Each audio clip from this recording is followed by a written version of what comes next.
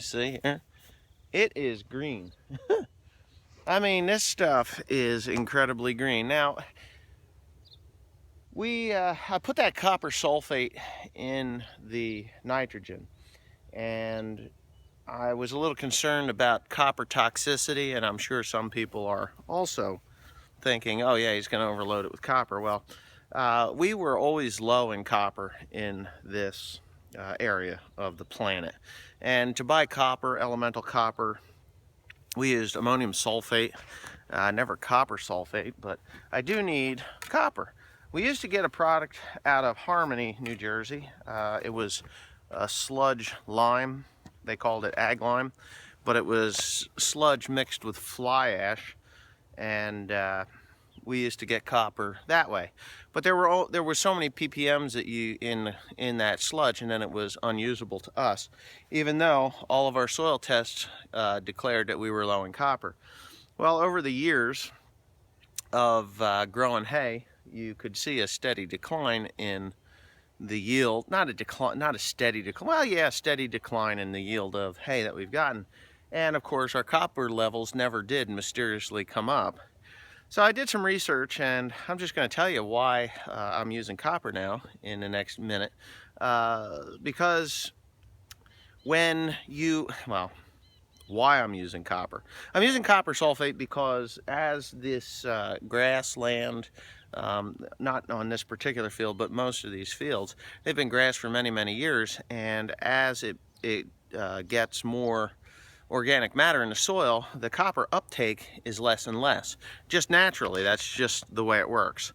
So with a less and less copper uptake, the yields will decline.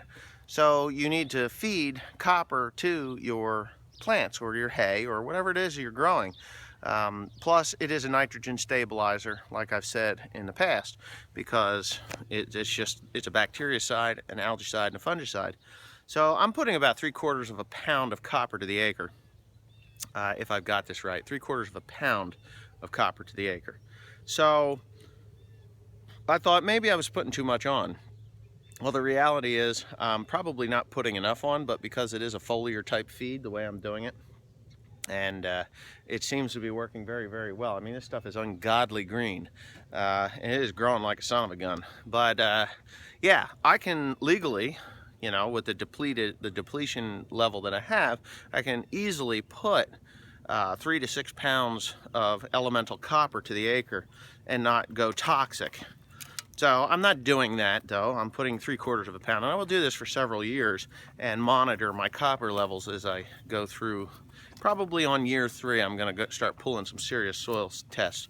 Some of you guys are wondering why I don't use a blend. Well, over the years of using sludge, we have almost saturated soil with phosphate, and I don't need any phosphate.